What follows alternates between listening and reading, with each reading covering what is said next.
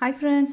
Tuesday evening tea குடிச்சிட்டு ரொம்ப நாளாக கயிறில் தான் போட்டிருந்தேன் ருத்ராட்சம். எனக்கு ரொம்ப ஆசை ருத்ராட்சம் டாலராக போடணும் அப்படின்ட்டு 2 கிராம் காயின் எடுத்து வச்சுருந்தேன். காசு இருக்கும்போது சேர்த்து வச்சுருந்தேன். அந்த காயினை மாற்றிட்டு 2 கிராமில் குப்பி வாங்கினேன். இந்த குப்பிக்கு 80% வேஸ்டேஜ் போட்டாங்க. இதில் என்ன டிசைன் இருக்குது, அவங்க சொல்கிறது தானே, வேறு என்ன பண்ண முடியும். அதுக்கப்புறம் வாங்கிட்டு வந்து சாமிக்கிட்ட வச்சாச்சு. வெனஸ்டே மார்னிங் எழுந்திரிச்சு குளிச்சுட்டு சாமியெல்லாம் கும்பிட்டு வெளியே வந்து பார்த்தா நம்ம சென்னை தானா அப்படின்ற மாதிரி ஒரு கிளைமேட்டுங்க. அவ்வளோ பனி, பக்கத்து வீடு கூட தெரியல. உங்கள் ஊர்லாம் எப்படி இருக்குது இந்த பனி? ரொம்ப வருஷமாக ஆசைப்பட்டது கையில் கிடச்ச ஒரு சந்தோஷம். எனக்கு சிவனை எப்போ நான் கும்பிட்டேனோ அதில் இருந்து எனக்கு சுற்றி இருக்கிறதெல்லாம் தங்கமா தகரமானு எல்லாரையும் காமிச்சு கொடுத்தாரு.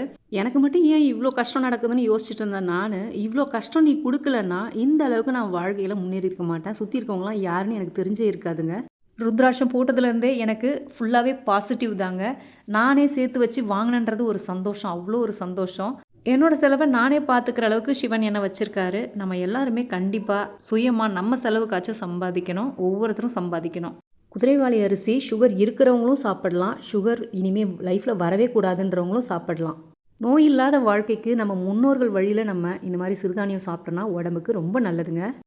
குதிரைவாலி அரிசி தேவையான அளவு நல்லா 3 டைம் வாஷ் பண்ணி அரை மணி நேரம் ஊற வச்சிடலாம். குக்கரில் தேவையான அளவு எண்ணெய் சேர்த்து 1/2 ஸ்பூன் சோம்பு, 3 பச்சை மிளகா, 4 பெரிய வெங்காயம் நல்லா மெல்லிசாக ஸ்லைஸ் பண்ணி சேர்த்துருக்கேன். இது மெல்லிசாக நம்ம ஸ்லைஸ் பண்ணுறதால நல்லா வதங்கி வரும்.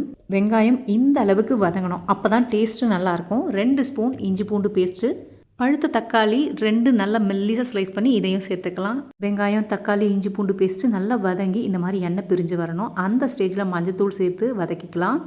பச்சை வாசனை போனதும் குழம்பு மிளகாய் தூள் உங்கள் காரத்துக்கு ஏற்ற மாதிரி சேர்த்துக்குங்க. நான் 2 ஸ்பூன் சேர்த்துருக்கேன்.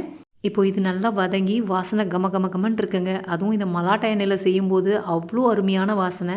எந்த அளவுக்கு அரிசி போட்டிங்களோ 1 கப் அரிசிக்கு 2 கப் தண்ணி சேர்த்துக்குங்க. இதுக்கு தேவையான உப்பும் சேர்த்து நல்லா கொதி வந்ததும் அரை மணி நேரம் ஊற வச்ச குதிரைவாலி அரிசி சேர்த்துக்கலாம். இதை நல்லா மிக்ஸ் பண்ணி உப்பெல்லாம் செக் பண்ணிவிட்டு கொதி வந்ததும் வெயிட் போட்டுருங்க. வெயிட் போட்டு 2 விசில் விட்டால் மட்டும் போதும். நல்லா உதிரியாக சூப்பராக வரும். லாஸ்ட்டாக கொத்தமல்லி, 1 ஸ்பூன் நெய் சேர்த்து அப்படியே மிக்ஸ் பண்ணி சாப்பிட்டிங்கன்னா அடடா அவ்வளோ அருமையாக இருக்குங்க. வீட்டில் கத்திரிக்காயெலாம் நிறைய மீந்து இருந்தது, அப்படியே பொரியல் பண்ணி வச்சுட்டேன்.